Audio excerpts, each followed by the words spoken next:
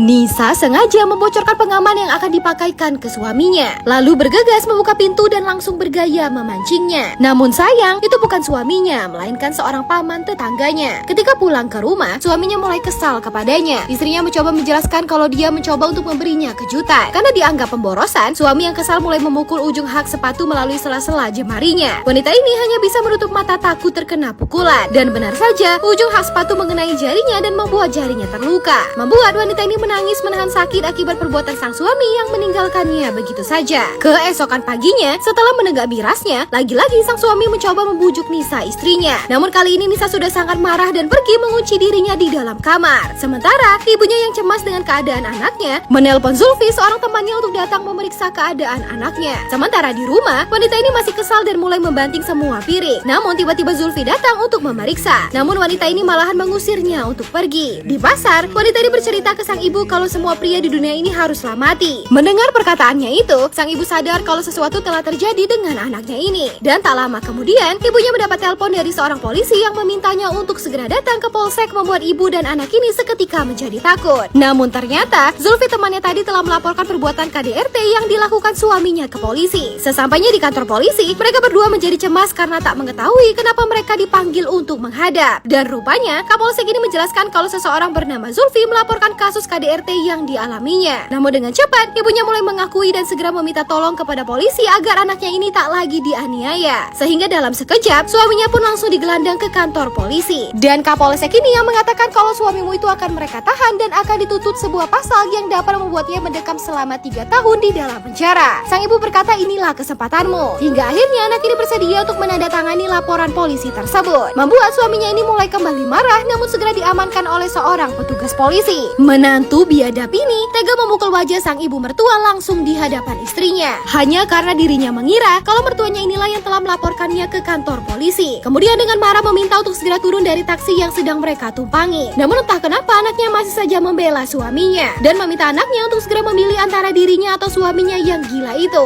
Namun lagi-lagi anaknya berhasil dipengaruhi oleh sang suami, karena ketika mereka mendatangi kantor polisi dan akan segera memenjarakannya, sang anak meminta untuk berpamitan sebelum diproses hukum atas KDRT yang dilakukan oleh suaminya. Wanita ini yang menemui sang suami hanya ingin mengatakan kalau suaminya ini pantas untuk dipenjara. Namun dengan licik, sang suami mulai kembali memainkan perasaan istrinya dengan mengatakan kalau diriku pantas menerima semua ini dan menjadi menyesal dikarenakan alkohol itu yang telah membuat dirinya hingga seperti ini. Lalu mulai mengeluarkan air mata buayanya dan kembali berjanji akan segera berhenti minum dan kembali fokus untuk segera mendapatkan momongan. Kapolsek bertanya ke ibunya, mengapa anak mereka tak bercerai saja? Sang ibu menjawab kalau bercerai adalah sebuah kutukan hidup dan dirinya tak mau hal itu terjadi dengan anaknya. Namun tak lama kemudian, wanita ini kembali ke ruangan Kapolsek bahkan mengatakan kalau dirinya ingin membatalkan semua tuntutan terhadap sang suami. Membuat sang ibu marah melihat perubahan yang terjadi dengan anaknya ini. Namun wanita ini tetap saja bersikeras, sehingga membuat sang Kapolsek menjadi kesal lalu meminta mereka untuk segera pergi. Setelah sang suami lolos dari jeratan hukum, dirinya kemudian kembali pulang dengan rasa marah. Hari demi hari berlalu, namun ibunya yang masih kesal tak mau mengangkat panggilan telepon dari anaknya tersebut. Namun ketika sang suami sedang pergi bekerja, tiba-tiba dirinya merasakan sakit pada pinggangnya. Kemudian mendatangi seorang dokter yang mengatakan kalau dirinya telah terkena penyakit sirosis pada levernya. Dan apabila tak segera berhenti minum, maka levernya akan segera rusak total dan ajal akan segera mendatanginya. Sekembalinya ke rumah, dirinya melihat banyak balon yang sudah menghiasi rumah mereka. Kemudian sang istri muncul dengan sebuah kue tart pada tangannya, mengatakan kalau hal baik telah datang bersama dengan seorang bayi mungil yang sedang dikandungnya. Membuat sang suami kemudian berkata, kalau diriku akan berhenti minum mulai hari ini juga. Nisa kembali ke rumah ibunya dan membawa kabar bahagia kalau dirinya telah hamil, yang seketika membuat marah sang ibu menjadi luntur dan langsung memeluk cium sang anak satu-satunya. Ibunya mulai bercanda bagaimana jika cucunya nanti malahan mirip dengan suamimu. Nisa menjawab kalau dirinya akan menjualnya dan mereka pun tertawa bahagia. Kemudian tiba-tiba suaminya datang dan langsung meminta maaf kepada sang ibu mertua. Dan semenjak hari itu, hari-hari akhirnya mereka lalui dengan bahagia sambil menunggu kehadiran seorang anak yang telah mereka idamkan selama ini. Walaupun suaminya ini tetap saja licik dengan mengambil handphone dari seorang korban kecelakaan untuk dihadiahkan kepada sang istri. Sementara itu, usaha catering yang dirintis oleh ibunya bersama Zulfi mulai berkembang dan mendapatkan banyak pelanggan tetap. Tapi suaminya yang penasaran tetap saja bertanya ke sana kemari untuk mencari tahu siapakah orang yang telah melaporkan dirinya ke kantor polisi tempo hari. Hingga sampai akhirnya dirinya mendapatkan informasi dari seorang polisi kalau dirinya telah dilaporkan oleh Zulfi, sahabat dari sang istri. Dan sepulang Zulfi mengantarkan makanan catering dari polsek ini, dirinya kemudian menyapa Zulfi dan mengajaknya untuk ikut pulang bersama. Di sepanjang perjalanan, sang suami mulai bertanya dan menyelidiki apa motif dari pelaporan yang dilakukan Zulfi terhadap dirinya. Zulfi yang mulai gugup meminta dirinya untuk tidak salah paham. Namun pria ini malahan meminta Zulfi untuk segera berhenti di pinggir jalan, lalu mengancamnya untuk tidak usah menemui istrinya lagi. Di rumah, Nisa yang berbahagia menunggu kepulangan sang suami seketika menjadi ketakutan setelah Zulfi menelpon untuk mengabarkan kalau suaminya itu telah mengetahui kalau dirinya lah yang telah melaporkannya ke polisi dan saat ini sedang pulang menuju rumah dalam keadaan marah. Mendengar suara langkah kaki suaminya, Nisa bergegas mengunci pintu rumah, lalu mundur dengan perlahan dan semakin takut dengan amarah suaminya. Sementara suaminya yang semakin kesal segera mendobrak pintu rumah lalu mulai mencari sang istri. Dan setelah mengecek riwayat panggilan telepon istrinya, dirinya semakin marah dan terus melakukan pencarian hingga akhirnya menemukan sang istri yang bersembunyi di dalam kamar mandi. Kemudian mulai menuduh kalau istrinya ini telah berzina dengan Zulfi dan anak yang sedang dikandungnya ini bukanlah anaknya.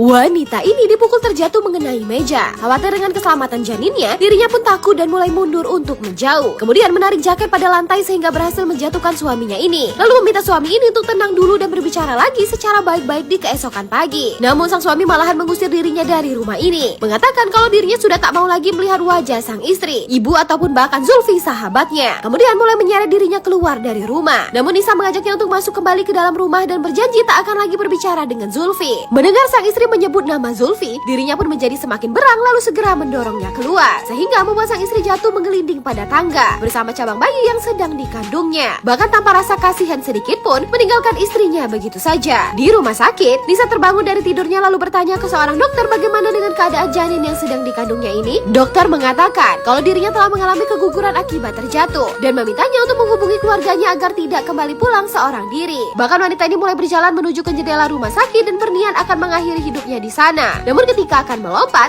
seketika wanita ini mengurungkan niatnya. Kemudian mendatangi sang dokter jaga untuk meminta obat penenang lalu kembali pulang ke rumah bersama obat tidur di tangannya. Dan ketika sang ibu sedang membeli daging di pasar, dirinya mendapatkan panggilan telepon dan secara terburu-buru segera bergegas pergi untuk mendatangi kediaman anaknya ini. Yang ternyata di sana, sang ibu melihat keadaan rumah yang telah berantakan dan mendapati menantunya ini yang sudah tak sadarkan diri dan sedang terikat pada sebuah kursi. Sang ibu bertanya, apakah semua ini ulahmu nak? Nisa menjawab, kalau sudah cukup bagiku untuk terus membela diri dan sekarang saatnya untuk menyerang balik. Setelah berhasil melumpuhkan sang suami, ibu dan anak ini kemudian mulai menyusun rencana. Sementara suaminya ini masih belum kembali siuman akibat obat tidur yang diberikan Nisa sang istri kepadanya. Sang ibu memberikan sebuah ide agar memasukkan suaminya ini ke dalam sebuah koper besar, lalu membawanya ke kandang macan untuk dimakan. Namun Nisa berkata kalau dirinya tak mau membunuh sang suami dan hanya ingin membalas perlakuan buruknya yang selama ini dilakukan terhadap dirinya. Kemudian mereka segera berbelanja banyak tali dan kertas. Kemudian kembali pulang untuk menutup semua jendela rumah agar tindakan mereka ini tak terlihat oleh para tetangga. Tapi tiba-tiba ada seseorang yang datang berkunjung, yang ternyata itu adalah Zulfi yang hendak mengantarkan microwave ke rumahnya. Namun melihat muka Nisa yang sudah babak belur, Zulfi menjadi geram lalu ingin segera mencekik suaminya. Kemudian sang ibu berkata, silakan saja karena suaminya ada tepat di belakangmu. Dan Zulfi pun melihat suaminya yang sudah terkulai lemas dalam keadaan terikat. Di malam harinya, Nisa kembali berdandan cantik, mengikat rambutnya dan juga kembali memakai gaun merah yang telah dirinya siapkan untuk menyenangkan sang suami sebelumnya. Sementara sang suami yang sudah kembali siuman, melihat Nisa istrinya ini yang sudah berdandan cantik di hadapannya, kemudian meminta sang istri untuk melepaskan tali ikatan. Namun Nisa malahan mendatangi dirinya dan mengatakan kalau pihak developer yang akan membangun ulang kediaman mereka ini sudah menanyakan persetujuan dari suaminya ini agar mereka bisa segera memulai pembangunan sembari menyodorkan surat persetujuan. Namun suaminya ini bersikeras tak mau menandatanganinya, bahkan kembali marah kepada istrinya ini. Tapi dengan santai, Nisa mengeluarkan sepatu merah miliknya dan akan segera mulai memainkan sebuah permainan yang pernah dilakukan oleh suaminya ini. Sang suami memohon agar jangan dilakukan. Namun Nisa sudah mulai memukulkan hak sepatunya itu di antara jari jemari sang suami dan dengan tatapan emosi, Nisa pun mulai mempercepat pukulannya. Karena tak kunjung mengenai jarinya, akhirnya Nisa dengan sengaja memukulkan hak sepatu tersebut mengenai tangan suaminya ini. Lalu dengan emosi berteriak ke sang suami, kalau dirimu telah menggugurkan calon bayi yang telah mereka nantikan selama ini. Nisa sang istri memukulkan hak sepatu di antara jari tangan suaminya sebagai balasan atas perbuatan yang pernah suaminya lakukan kepada dirinya. Hingga akhirnya sang suami mau menuruti keinginan sang istri dan menandatangani semua dokumen itu. Namun tiba-tiba telepon milik suaminya berbunyi, yang ternyata bos kantor dari suaminya ini menelpon, membuat Nisa kemudian segera pergi ke kamar untuk mengambil handphone suaminya. Melihat sebuah kesempatan, sang suami berusaha mengambil pecahan beling pada lantai agar dirinya bisa segera membuka ikatan tali pada tangannya ini. Bos kantor menanyakan di manakah suaminya. Nisa pun segera mencari alasan dan berkata kalau suaminya secara mendadak telah pulang kampung ke desanya rumahnya untuk menghadiri pemakaman ayahnya. Sementara Zulfi yang sedang mengantarkan catering ke kantor polisi di langganannya mencoba bertanya ke seorang petugas, apabila ada sebuah kasus penculikan, apakah pelakunya bisa bebas? Membuat polisi ini bertanya, memangnya dirimu mau menculik siapa? Namun Zulfi beralasan kalau dirinya sedang menulis sebuah kisah dan perlu tahu untuk alur cerita yang sedang dikarangnya. Sementara di rumah, melihat Nisa yang sedang sibuk memasak, secara diam-diam suaminya ini mulai mencoba memotong tali yang mengikat kedua tangannya dan berhenti sejenak ketika sang istri sedang berada di dekatnya. Dan setelah berusaha dengan sekuat tenaga, akhirnya dirinya bisa memutus tali tersebut dan mulai melepaskan semua kain yang terikat pada tubuhnya. Setelah berhasil melepas ikatan pada tangannya, sang suami mulai mendatangi istrinya ini dengan secara perlahan, lalu memanggil nama dan akan segera memukulnya. Tapi tiba-tiba sebuah kain yang menutupi wajahnya dan dengan cepat Nisa segera melumpuhkannya. Dan untung saja sang ibu tiba di sana tepat waktu. Mereka pun kembali mengikat tubuhnya dan malahan mengajaknya untuk bermain karambol. Setelah kembali mendapat sebuah ide, sang ibu kemudian pergi untuk menemui Paman Kasim, seorang tukang daging langganannya, untuk menanyakan apakah dirinya mengenal orang yang bekerja pada sebuah rumah sakit jiwa. Dan di keesokan harinya, seseorang yang bekerja di rumah sakit jiwa ini segera mengambil beberapa ampul obat, kemudian bergegas keluar dan pergi untuk mengantarkan obat itu ke Paman Kasim. Zulfi yang mulai menjadi cemas mengatakan ke sang ibu, bagaimana jika mereka sampai tertangkap? Namun ibu ini malahan bertanya, memangnya kamu mau melaporkan ke polisi lagi? Sementara Paman ini bertanya, kok bisa menantumu itu bisa mau menyetujui pembangunan ulang kediaman mereka? Ibu ini menjawab kalau mereka telah memukulinya sampai dirinya mau. Membuat Paman ini tertawa menganggap kalau itu semua hanyalah sebuah lelucon. Di dalam rumah, Nisa dengan sabar masih menyuapi suaminya makan agar dirinya tidak mati kelaparan. Sementara sang suami masih saja terus mencoba untuk membujuk istrinya ini agar mau melepaskannya, dengan kembali memuji kalau masakan istrinya inilah yang terbaik. Namun Nisa menjawab kalau rayuanmu memanglah bagus dan Nisa yang lama pasti termakan oleh rayuan ini. Tapi di hadapanmu saat ini adalah Nisa yang baru, yang sudah tak lagi peduli dengan semua ucapan, rayuan, bahkan semua janji manismu. Wanita ini menjadi kaget melihat suaminya yang membenturkan kepalanya ke dinding dan mengatakan kalau dirinya lebih baik mati saja, sembari terus membenturkan kepalanya. Kemudian seseorang mengetuk pintu, membuat wanita ini menjadi khawatir. Namun setelah dibukakan pintu, ternyata itu ibunya yang datang. Nisa pun mulai cemas melihat tingkah suaminya ini. Namun sang ibu malahan mempersilahkan menantunya ini untuk terus membenturkan kepalanya lebih keras lagi, berkata kalau pria seperti dirimu tak akan pernah punya nyali untuk berbuat bodoh. Nyali yang sudah terendam lama di dalam alkohol membuat sang suami akhirnya menjadi terdiam. Namun tiba-tiba seseorang kembali mengetuk pintu rumah, membuat sang ibu mulai menjadi cemas lalu segera mengintip melalui jendela. Dan benar saja, ternyata itu adalah bos kerja dari menantunya ini, membuat mereka seketika menjadi panik dan meminta Nisa untuk segera membungkam suaminya tersebut. Agar tak segera ketahuan, Nisa segera menyupal mulut suaminya ini, lalu menghidupkan blender dan bergegas melepaskan semua kertas pada kaca jendela rumah. Sang suami mencoba untuk berteriak, namun dengan cepat Nisa segera menyuntikkan obat penenang ke tubuh suaminya. Namun karena tak segera menunjukkan reaksi, Nisa pun kembali menyuntikkan satu dosis lagi. Hingga akhirnya sang suami mulai tak sadarkan diri. Setelah menunggu cukup lama, sang ibu mematikan blender dan segera membukakan pintu,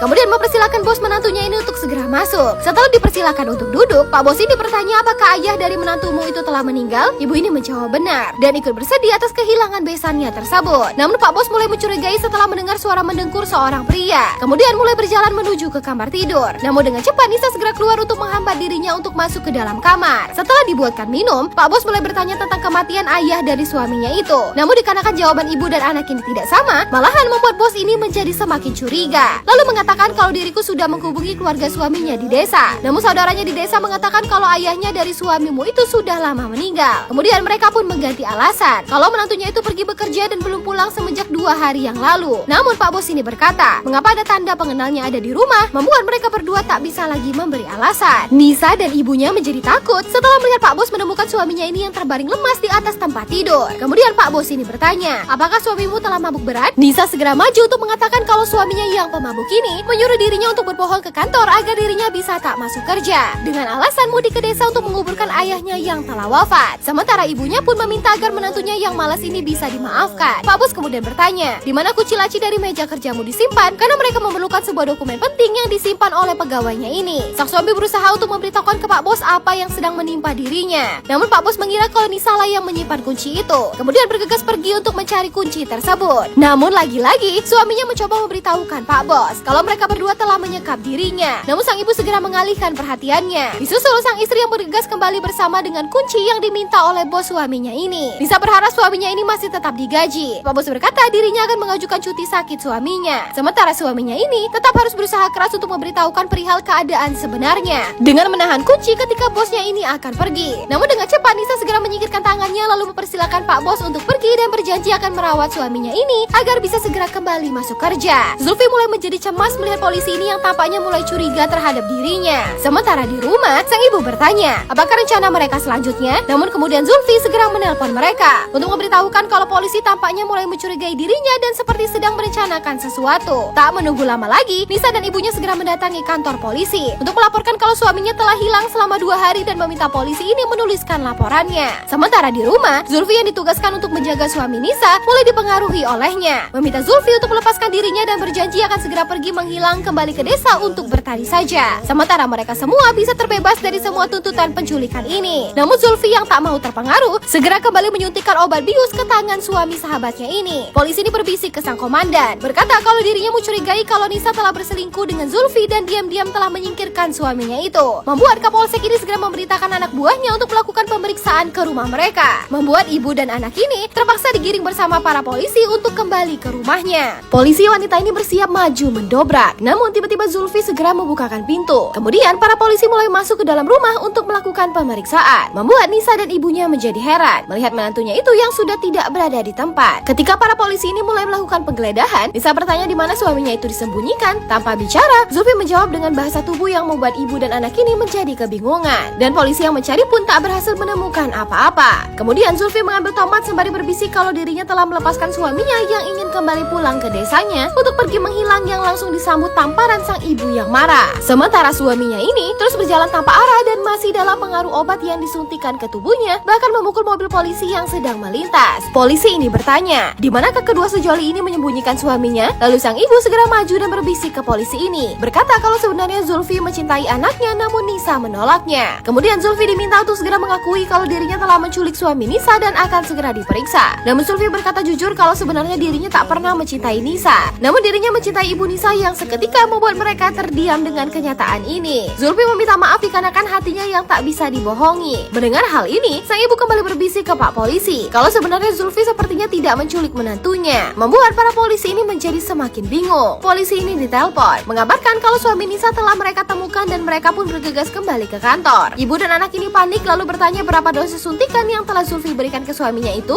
Karena merasa tertekan, Zulfi pun ngambek dan akan segera memberitahukan tentang semuanya ini ke polisi. Namun dengan cepat sang ibu segera menahan Zulfi dengan menenangkannya, membuat Nisa menjadi kaget dan juga Zulfi yang segera mengurungkan niatnya. Sementara sang suami yang masih dalam pengaruh obat mulai meracau menceritakan tentang penculikan terhadap dirinya. Namun dikarenakan omongannya yang masih tak jelas, polisi ini mulai bingung dengan semua apa yang sedang dikatakannya. Melihat kesempatan itu, Nisa langsung bergegas masuk untuk memarahi suaminya ini di depan polisi dan pura-pura kesal dikarenakan suaminya ini yang terus mabuk dan kembali membuat masalah. Polisi ini bertanya apakah dirimu mau melaporkan suaminya ini kembali? Namun Nisa menjawab kalau dirinya tak mau merepotkan polisi lagi. Kapolsek yang kesal kemudian mengusir mereka semua pergi dari kantornya. Dan akhirnya mereka pun kembali selamat dari kecurigaan polisi ini. Pria ini disekap dengan kantong plastik sehingga membuatnya kesulitan bernafas. Kemudian ditenggelamkan ke dalam air hingga dirinya tak bisa lagi selamat. Namun ternyata semua itu hanyalah bayangan sang istri yang mengatakan kalau mereka semua akan dipenjara jika menghabisi suaminya ini. Mengatakan semua harus seperti kecelakaan dan meminta Zulfi mengambil botol miras yang biasa diminum suaminya. Lalu mulai mencekoki suaminya dan mengatakan kalau dia akan mati karena mabuk dan terpeleset jatuh. Mereka pun kemudian membawa sang suami ke atap rumah dan akan menjatuhkannya. Namun suaminya ini memohon kepada Nisa agar dirinya dilepaskan dan akan pergi menghilang jauh kembali ke desanya. Suaminya pun tak jadi dihabisi dan mulai dibuatkan sebuah video rekaman yang menyatakan kalau dirinya mengakui semua kesalahannya dan telah melakukan KDRT. Kemudian berjanji akan segera kembali pulang ke desa.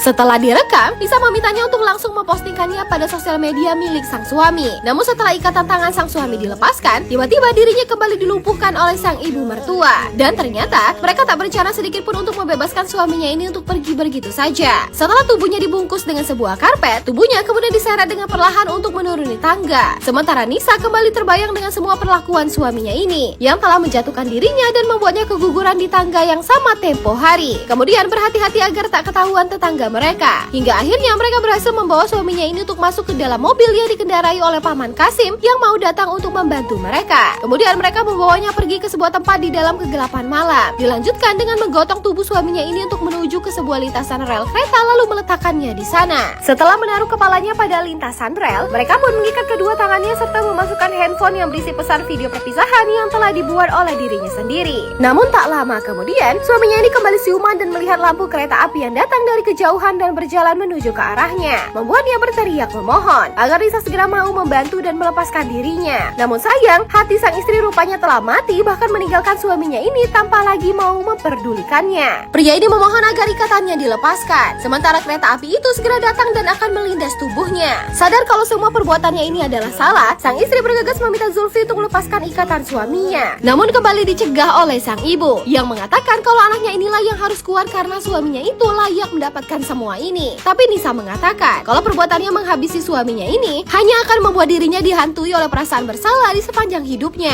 Mendengar semua perkataan anaknya itu membuat sang ibu hanya bisa terdiam membisu. Kemudian Nisa bergegas membantu Zulfi untuk melepaskan ikatan suaminya ini yang akan segera dilindas oleh kereta api yang datang. Melihat kereta api yang semakin mendekat, Paman Kasih pun segera turun untuk membantu mereka. Ikatan suaminya ini berhasil dilepaskan, namun badannya masih sempoyongan membuatnya kembali terjatuh. Ibunya memutuskan untuk datang menolong dan akhirnya mereka pun berhasil selamat dengan berdiri di antara kedua kereta api yang sedang berpapasan. Paman Kasih menjadi lega melihat mereka semua akhirnya selamat. Sementara Nisa meminta suaminya ini untuk segera pergi menghilang. Suaminya ini kembali ngotot agar Nisa mau menerimanya kembali. Namun Nisa menegaskan kalau mereka tak akan pernah lagi bisa bersama, membuat suaminya mulai menjadi marah dan bertingkah seperti orang gila. Dan tanpa disadarinya kalau dirinya telah melangkah kembali ke dalam jalur rel kereta. Dan benar saja, tubuhnya pun terpental dihantam oleh kereta api yang sedang melintas, membuat Nisa dan ibunya ini menjadi terkejut dengan apa yang telah mereka lihat, lalu menjadi terdiam membisu, mengetahui kalau suami yang selama ini ingin dihabisinya malahan tewas dengan sendirinya. Dan di dalam perjalanan kembali pulang, sang ibu berkata ke Nisa anaknya bahwa apa yang dilakukannya sudah benar dengan melepaskan suaminya itu pergi. Sementara Nisa pun menjadi sadar kalau sebuah karma sedang terjadi terhadap ibunya, yang ternyata kejadian yang sama juga pernah terjadi pada ibunya ketika dirinya masih kecil dulu. Namun pada saat itu, sang ibu yang marah telah menghabisi suaminya dan bersyukur hal tersebut tak berulang kembali kepada Nisa anak semata wayangnya. Dan film pun berakhir. Terima kasih sudah menonton, jangan lupa untuk follow dan sampai berjumpa pada film-film selanjutnya. Bye-bye.